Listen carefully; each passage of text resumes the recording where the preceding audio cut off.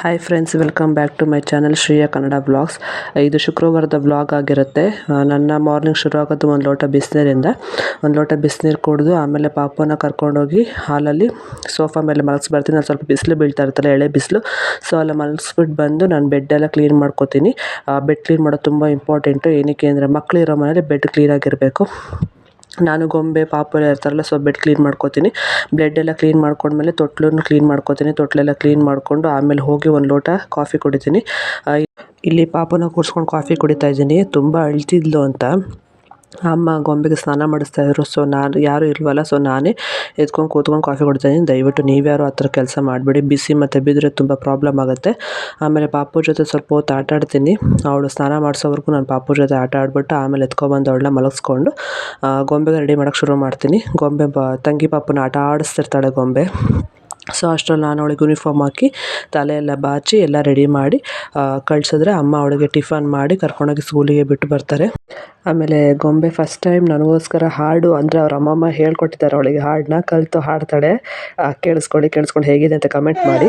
ಸನ್ನಿವೇತನವ ದೇವರಿಂದಲೇ ಅಮೃತಾನೇ.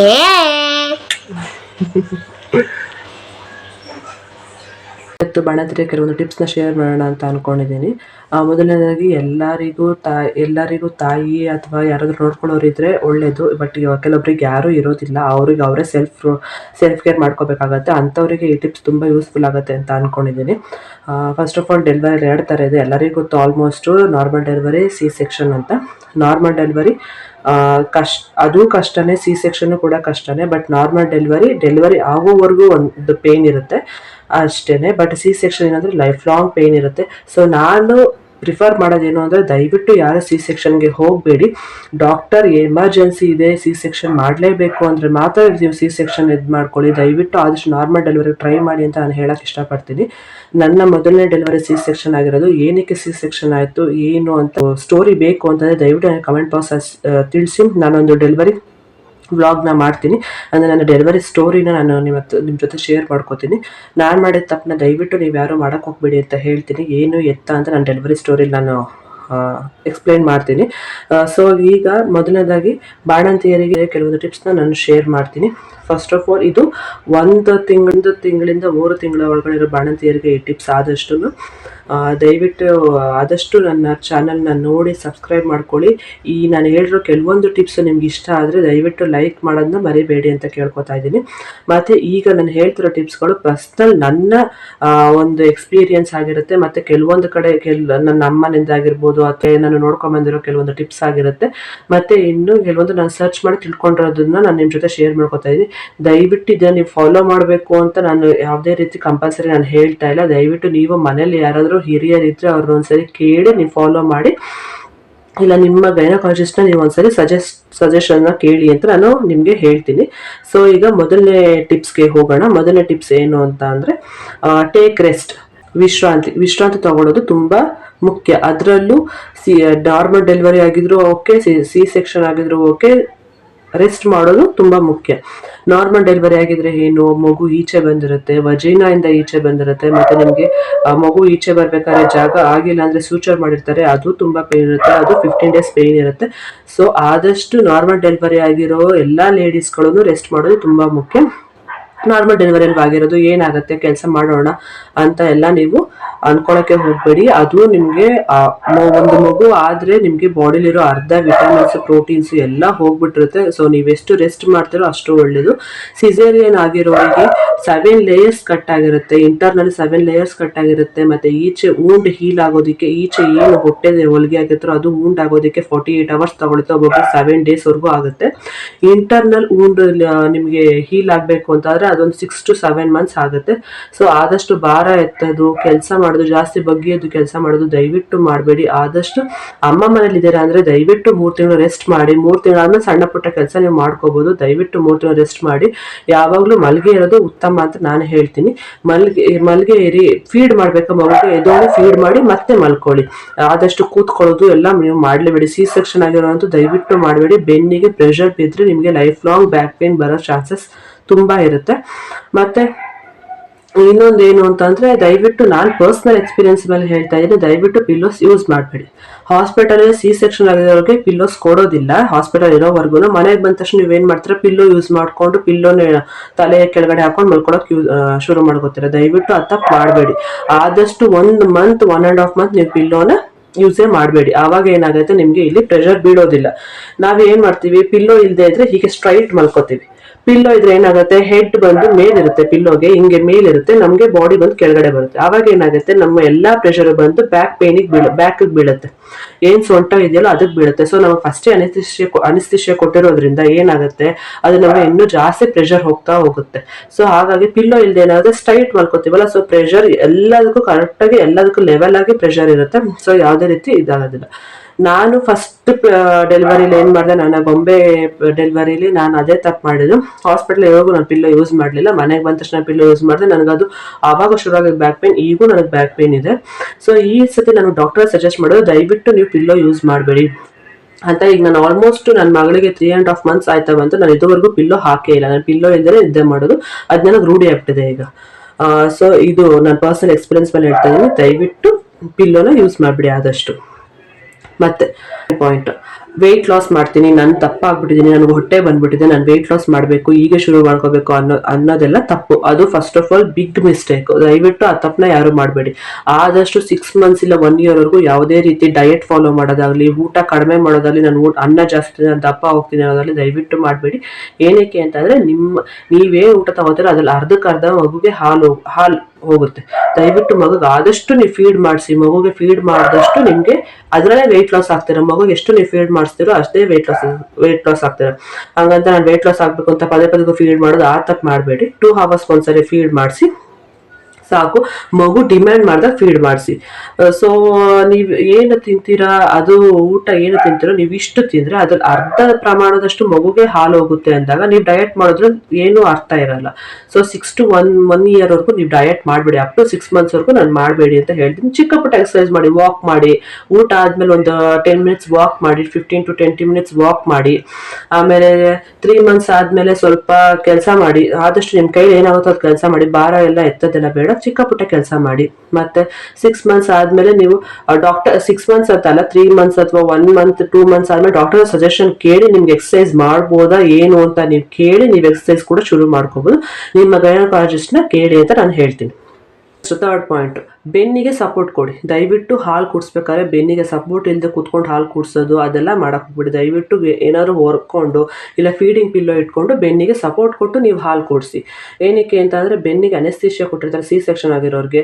ಮತ್ತು ಇನ್ನೊಂದು normal delivery ಆಗೋರಿಗೂ ಬೆನ್ನೋವು ಬಂದೇ ಬರುತ್ತೆ. ಏನಕ್ಕೆ ಅಂತ ಅಂದರೆ, ಮಗು ದಪ್ಪ ಇರುತ್ತೆ, ಹೊಟ್ಟೆ ಒಳಗಡೆದಾಗ ಮಗು ದಪ್ಪ ಇರುತ್ತೆ. ಯೂಟ್ರಸ್ ನಮ್ದು ಏನಾಗಿರುತ್ತೆ, ಗರ್ಭಕೋಶ ಹಿಗ್ಗಿರುತ್ತೆ. ಸೊ ಅದು ನಾರ್ಮಲ್ ಸ್ಟೇಜಿಗೆ ಬರ್ಬೇಕಾದ್ರೆ ಏನಾಗುತ್ತೆ, ಬೆನ್ನು ಮೂಳೆಗೆ ಅದು ಪ್ರೆಷರ್ ಬಿದ್ದಿರುತ್ತಲ್ಲ, ಸೊ ಅದೇನಾಗುತ್ತೆ, ಬೆನ್ನು ಮೂಳೆ ನೋವು ಬರುತ್ತೆ ನಮಗೆ.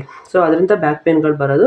ದಯವಿಟ್ಟು ಆದಷ್ಟು ಬೆನ್ನಿಗೆ ಸಪೋರ್ಟ್ ಕೊಡಿ. ಬೆನ್ನಿಗೆ ಸಪೋರ್ಟ್ ಕೊಟ್ಕೊಂಡು ನೀವು ಕೂತ್ಕೊಂಡು ಫೀಡ್ ಮಾಡಿಸಿ. ಮತ್ತು ಕೂತ್ಕೊಂಡಿದ್ದಾಗ ಆದಷ್ಟು ಬೆನ್ನಿಗೆ ಸಪೋರ್ಟ್ ಕೊಟ್ಕೊಂಡು ಕೂತ್ಕೊಳ್ಳಿ.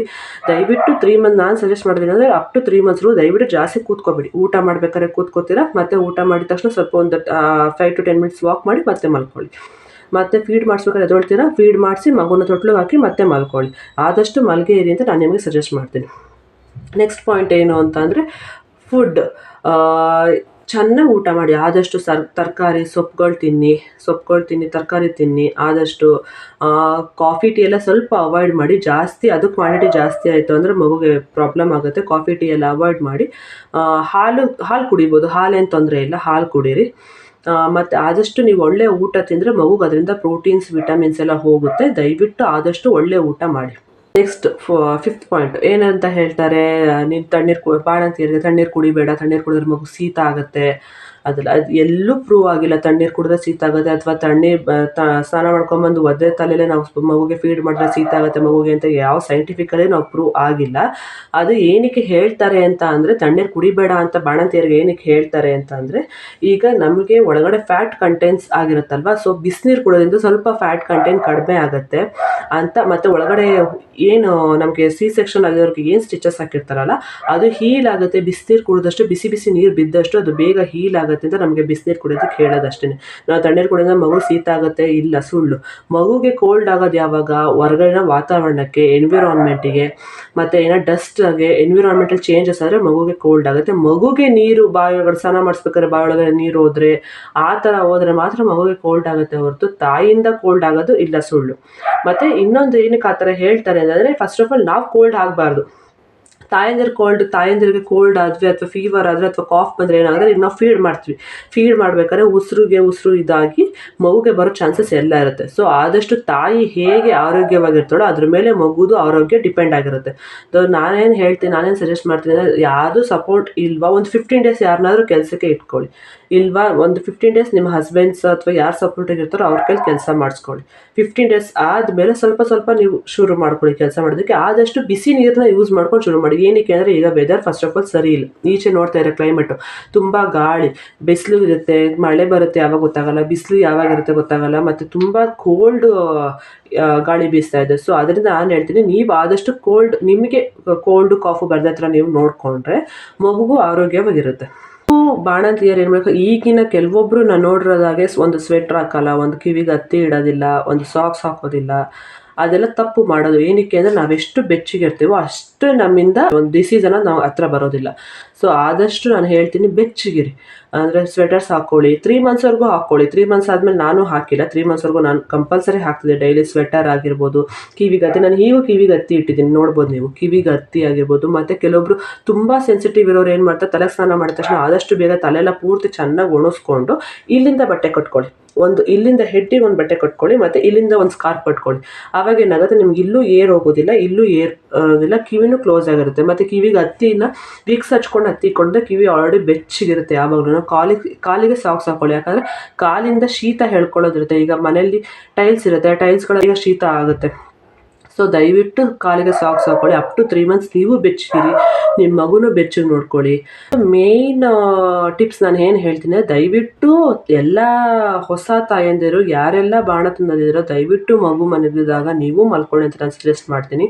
ಮಕ್ಕಳು ಮಲಗಿದಾಗೆ ನಮಗೆ ನಿದ್ದೆ. ಯಾಕಂದರೆ ಮಕ್ಕಳದು ನ್ಯಾಪ್ ಟೈಮ್ ಹೇಗಿರುತ್ತೆ ಗೊತ್ತಿಲ್ಲ. ಒಬ್ಬೊಬ್ರದ್ದು 1/2 hour ಇರುತ್ತೆ, ಒಬ್ಬರದ್ದು 1 hour, ಒಬ್ಬೊಬ್ರು ಮಕ್ಕಳು 2 hours ಮಲ್ಕೋತಾರೆ. ಈಗ ನನ್ನ ವಿಷಯದಲ್ಲಿ ನನ್ನ ದೊಡ್ಡ ಮಗಳು ಬಂದು 2 hours ನ್ಯಾಪ್. ಅವಳು ಒಂದ್ಸರಿ ಮಲ್ಕೊಂಡ್ರೆ 2 hours ಅವಳು ಎದೊಳ್ತಿರಲಿಲ್ಲ. 2 hours ಒಂದ್ಸರಿ ಎದೊಳ್ತಾ ಇದ್ಲು. ಅವ್ಳು ಬೆಳಗ್ಗೆನೂ ಆಗಿರ್ಬೋದು, ನೈಟು ಆಗಿರ್ಬೋದು. ಬಟ್ ನನ್ನ 2ನೇ ಮಗಳು ಏನಿದ್ದಾಳೆ ಅವಳದು 30 minutes ನ್ಯಾಪ್. ನಾನು ಏನೇ ಕೆಲಸ ಮಾಡ್ಕೋಬೇಕು ಅಥವಾ ನಾನು ರೆಸ್ಟ್ ತೊಗೋಬೇಕು ಅಂದರೆ ನಾನು 30 minutesಲ್ಲಿ ನಾನು ಮುಗಿಸ್ಕೋಬೇಕು. 30 minutes ಆದಮೇಲೆ ಅವಳು ಎದ್ಬಿಡ್ತಾಳೆ, ಅವಳು ನಿದ್ದೆ ಇಲ್ಲ. ಸೊ ಅಂಥ ತಾಯಂದಿರು ಏನು ಮಾಡ್ತೀರಾ, ಎಲ್ಲ ಮಕ್ಕಳು ಒಂದೇ ಥರ ಇರೋಲ್ಲ. ಕೆಲವೊಂದು ಮಕ್ಕಳು ಮಲ್ಕೋತವೆ, ಕೆಲವೊಂದು ಮಕ್ಕಳು ಎದ್ದು ಆಟ ಆಡುತ್ತೆ, ಕೆಲವೊಂದು ಮಕ್ಕಳು ಕಿರಿಕಿರಿ ಮಾಡ್ತವೆ. ದಯವಿಟ್ಟು ತಾಯಂದಿರು ಏನು ಮಾಡಬೇಕು, ಅವ್ರು ಮಲಗಿದಾಗ ಮಲ್ಕೊಳ್ಳಿ, ಅವ್ರು ಎದ್ದಾಗ ಅವ್ರ ಜೊತೆ ಆಟ ಆಡಿ. ಅವ್ರ ಜೊತೆ ಆಟ ಆಡೋದು, ಅವ್ರ ಜೊತೆ ಒಂದು ಮೂಮೆಂಟ್ನು ಎಂಜಾಯ್ ಮಾಡೋದು ಮಾಡಿ. ಅವ್ರು ಎದ್ದಾಗ ಅವರಿಗೆ ಕಿರ್ಚಾಡೋದು, ಎದ್ಬಿಡ್ತು ಅಂತ ಬೈಕೊಳ್ಳೋದು ಅದೆಲ್ಲ ಮಾಡೋಕ್ಕೆ ಹೋಗಬೇಡಿ. ಏನಕ್ಕೆ ಅಂದರೆ ಅದು ಮಲಗಿದಾಗ ನೀವು ಮಲ್ಕೊಳ್ಳಿ. ಅದು ಮಲಗಿದಾಗ ಫೋನ್ ನೋಡೋದು ಅದೆಲ್ಲ ಜಾಸ್ತಿ ಅವಾಯ್ಡ್ ಮಾಡಿ. ಸ್ವಲ್ಪ ನೀವು ಫೋನ್ ನೋಡೋದನ್ನೆಲ್ಲ ಅವಾಯ್ಡ್ ಮಾಡಿ. ಅದು ಸ್ಕ್ರೀನು ಮಗುಗೂ ಎಫೆಕ್ಟ್ ಆಗುತ್ತೆ, ಸ್ಕ್ರೀನ್ ಟೈಮು. ಸೊ ನಾನೇನು ಹೇಳ್ತೀನಿ ಅಂದರೆ, ದಯವಿಟ್ಟು ಆದಷ್ಟು ಮಕ್ಕಳು ಮಲಗಿದಾಗ ನೀವು ಮಲ್ಕೊಳ್ಳಿ. ಲಾಸ್ಟ್ ಒಂದು ಟಿಪ್ ಇದೆ. ಏನು ಟಿಪ್ ಅಂತ ಅಂದರೆ, ದಯವಿಟ್ಟು ಆದಷ್ಟು ಹೊಸ ತಾಯಂದಿರು ಯಾರಿದ್ದೀರ, ಬಾಣಂತಿಯರು, ದಯವಿಟ್ಟು ಯಾವುದೇ ವಿಷಯಕ್ಕಾಗಲಿ ಸ್ಟ್ರೆಸ್ ಮಾಡ್ಕೋಬೇಡಿ. ಸ್ಟ್ರೆಸ್ ಮಾಡಿಕೊಂಡ್ರೆ ಹಾಲು ಕಡಿಮೆ ಆಗುವಂಥ ಚಾನ್ಸಸ್ ತುಂಬ ಇದೆ. ಸ್ಟ್ರೆಸ್ ಮಾಡ್ಕೊಳ್ಳೋದು ಮತ್ತು ಫೀಡ್ ಮಾಡಬೇಕಾದ್ರೆ ಆದಷ್ಟು ಫೋನ್ ನೋಡೋದನ್ನ ಅವಾಯ್ಡ್ ಮಾಡಿ. ಜಾಸ್ತಿ ಫೋನ್ ನೋಡೋದು, ನೀವೇನು ಮಾಡ್ತೀರಾ, ಫೋನ್ ನೋಡ್ಕೊಂಡು ಕೆಲವೊಬ್ಬರು, ಎಲ್ಲರೂ ಅಂತ ಹೇಳಲ್ಲ, ಕೆಲವೊಬ್ಬರು ಫೋನಲ್ಲಿ ಮುಳುಗೋಗ್ತಾರೆ. ಆವಾಗ ಫೀಡ್ ಹೇಗೆ ಹೋಗ್ತಿದೆ, ಮಗು ಏನು ಸಿಪ್ ಮಾಡಿದೆಯಾ ಏನು ಒಂದು ನಮಗೆ ಗೊತ್ತಾಗೋದಿಲ್ಲ. ಫೀಡ್ ಜಾಸ್ತಿ ತೊಗೊಂಡಷ್ಟು ಮಗುಗೂ ಪ್ರಾಬ್ಲಮ್ ಆಗೋ ಎಲ್ಲ ಸಾಧ್ಯತೆ ಇರುತ್ತೆ. ದಯವಿಟ್ಟು ಆದಷ್ಟು ನಾನು ಹೇಳೋದು, ತಾಯಂದಿರು ಫೀಡ್ ಮಾಡಬೇಕಾದ್ರೆ ಫೋನ್ ಯೂಸ್ ಮಾಡಿಬಿಡಿ. ಆದಷ್ಟು ಮಗು ಜೊತೆ ಇಂಟ್ರ್ಯಾಕ್ಟ್ ಮಾಡಿ, ಮಗು ಜೊತೆ ಮಾತಾಡಿಸಿ. ಮಗು ನಿಮ್ಮನ್ನು ನೋಡಿಕೊಂಡು ಫೀಡ್ ತೊಗೋತಾ ಇರುತ್ತೆ. ಮಗುನ ಮಾತಾಡಿಸಿ, ಮಗು ಕೈನ ಹಿಡ್ಕೊಳ್ಳೋದಾಗಿರ್ಬೋದು. ನೀವು ಇಂಟ್ರಾಕ್ಷನ್ ಮಾಡಿದಷ್ಟು ಮಗುಗೆ ತನ್ನ ತಾಯಿ ಜೊತೆ ಸಂಬಂಧ ಗಟ್ಟಿ ಆಗ್ತಾ ಹೋಗುತ್ತೆ. ಆದಷ್ಟು ಸ್ಟ್ರೆಸ್ ಮಾಡ್ಕೊಳ್ಳೋದಾಗಲಿ, ಅಳೋದಾಗಲಿ, ಅಥವಾ ತುಂಬ ಯೋಚನೆ ಮಾಡೋದಾಗಲಿ, ಡಿಪ್ರೆಷನ್ಗೆ ಹೋಗೋದಾಗಲಿ, ಇದೆಲ್ಲ ಯಾವುದೂ ಮಾಡಬೇಡಿ. ದಯವಿಟ್ಟು ನೀವು ನಿಮ್ಮ ಮಗು ಇಷ್ಟೇ ನಿಮ್ಮ ಪ್ರಪಂಚ. ಸದ್ಯಕ್ಕೆ ನೀವು ನಿಮ್ಮ ಮಗು ಇಷ್ಟೇ ಆಗಿರ್ತೀರ. ನಿಮ್ಮ ಮಗು ಜೊತೆ ಆಟ ಆಡಿಕೊಂಡು, ಅವ್ರ ಜೊತೆ ಟೈಮ್ ಸ್ಪೆಂಡ್ ಮಾಡಿಕೊಂಡು, ಅವ್ರ ಪ್ರತಿಯೊಂದು ಲಿಟಲ್ ಮೂಮೆಂಟ್ನ ಎಂಜಾಯ್ ಮಾಡೋದಷ್ಟೇ ನಿಮ್ಮ ಕರ್ತವ್ಯ ಆಗಿರುತ್ತೆ. ದಯವಿಟ್ಟು ಅದನ್ನು ನೋಡಿಕೊಂಡು ಎಲ್ಲ ಹೊಸ ತಾಯಂದಿರಿಗೂ ನಾನು ಏನು ಹೇಳ್ತೀನಿ ಅಂದರೆ, ಆದಷ್ಟು ಎಂಜಾಯ್ ಮಾಡಿ. ಈ ಮೂಮೆಂಟ್ಗಳು ನಿಮಗೆ ಮತ್ತೆ ಸಿಗೋದಿಲ್ಲ. ಮಕ್ಕಳು ದೊಡ್ಡವ್ರು ಆಗ್ತಾ ಈ ಪ್ರೀಶಿಯಸ್ ಮೂಮೆಂಟ್ಗಳು ನಿಮಗೆ ಮತ್ತೆ ಬಾ ಅಂದರೂ ಬರೋದಿಲ್ಲ, ಆ ಚಾನ್ಸ್ ನಮಗೆ ಸಿಗೋದಿಲ್ಲ. ಸೊ ಆದಷ್ಟು ಎಲ್ಲರಿಗೂ ಈಗಿನ ಬೆಳವಣಿಗೆ ನೋಡೋದಾಗಲಿ ಅಥವಾ ಮಗು ಜೊತೆ ಕಳೆಯೋ ಸಮಯ ಆಗಲಿ ಎಲ್ಲರಿಗೂ ಸಿಗೋದಿಲ್ಲ. ಸಿಕ್ಕಿರೋದನ್ನು ನಾವು ಯುಟಿಲೈಸ್ ಮಾಡ್ಕೋಬೇಕು. ಸಿಕ್ಕಿರೋದನ್ನು ನಾವು ಬೇರೆ ಅನಗತ್ಯ ವಿಷಯಗಳಿಗೆ ಅದ್ರ ಬಗ್ಗೆ ಯೋಚನೆ ಮಾಡ್ಕೊತ ಈ ಸಮಯನ ನಾವು ಕಳ್ಕೊಂಡ್ರೆ ನಾವು ದಡ್ಡರಾಗ್ತೀವಿ. ಸೊ ನಾನೇನು ಹೇಳ್ತೀನಿ, ದಯವಿಟ್ಟು ಆದಷ್ಟು ಮಗು ಜೊತೆ ಎಂಜಾಯ್ ಮಾಡಿ, ಮಗು ಜೊತೆ ಆಡಿ, ಮಗು ಜೊತೆ ನೀವು ಮಗು ಆಗಿ ಅಂತ ನಾನು ಹೇಳೋಕ್ಕೆ ಇಷ್ಟಪಡ್ತೀನಿ. ನ್ಯೂ ಮಾಮ್ಸು ಯಾರ್ಯಾರಿದ್ದೀರಾ ಎಲ್ಲರಿಗೂ ನಾನು ಕಂಗ್ರ್ಯಾಟ್ಸ್ ಅಂತ ಹೇಳ್ತಾ ಈ ವಿಡಿಯೋ ನಾನು ಇಲ್ಲಿಗೆ ಮುಗಿಸ್ತಾ ಇದ್ದೀನಿ. ದಯವಿಟ್ಟು ಯಾರೆಲ್ಲ ನನ್ನ ವಿಡಿಯೋನ ನೋಡ್ತಾ ಇದ್ದೀರಾ, ನಾನು ಕೊಟ್ಟಿರೋ ಇನ್ಫಾರ್ಮೇಷನ್ ಇಷ್ಟ ಆಗಿದ್ರೆ ದಯವಿಟ್ಟು ನನ್ನ ಚಾನಲ್ನ ಸಬ್ಸ್ಕ್ರೈಬ್ ಮಾಡ್ಕೊಳ್ಳಿ. ಮುಂದೆ ಇನ್ನಷ್ಟು ಹೊಸ ವಿಡಿಯೋ, ಹೊಸ ಯೂಸ್ಫುಲ್ ಟಿಪ್ಸ್ ಜೊತೆಗೆ ನಾನು ನಿಮ್ಮ ಜೊತೆ ಬರ್ತೀನಿ. ಯಾರಿಗೆಲ್ಲ ನನ್ನ ಪ್ರೆಗ್ನೆನ್ಸಿ ಅಥವಾ ಡೆಲಿವರಿ ಸ್ಟೋರೀಸ್ ಬೇಕೋ ದಯವಿಟ್ಟು ಕಮೆಂಟ್ ಬಾಕ್ಸಲ್ಲಿ ತಿಳಿಸಿ. ನಾನು ನನ್ನ ಪ್ರೆಗ್ನೆನ್ಸಿ ಅಥವಾ ಡೆಲಿವರಿ ಸ್ಟೋರಿನ ನಾನು ಅಪ್ಲೋಡ್ ಮಾಡ್ತೀನಿ. ದಯವಿಟ್ಟು ನನ್ನ ಚಾನಲ್ನ ಸಬ್ಸ್ಕ್ರೈಬ್ ಮಾಡ್ಕೊಳ್ಳಿ, ಲೈಕ್ ಮಾಡಿ, ಶೇರ್ ಮಾಡಿ. ಏನಾದರೂ ತಪ್ಪಿದರೆ ಅಥವಾ ಏನಾದ್ರು ತಿದ್ಕೋಬೇಕು ಅಂತ ಇದ್ದರೆ, ಎನಿ ಸಜೆಷನ್ಸ್ ಏನಾದರೂ ಇದ್ದರೆ ದಯವಿಟ್ಟು ಕಮೆಂಟ್ ಬಾಕ್ಸಲ್ಲಿ ತಿಳಿಸಿ ಅಂತ ಕೇಳ್ಕೊತಾ ನನ್ನ ವೀಡಿಯೋನ ಇಲ್ಲಿಗೆ ಸ್ಟಾಪ್ ಮಾಡ್ತಾ ಇದ್ದೀನಿ. Thank you for watching. Take care. Bye.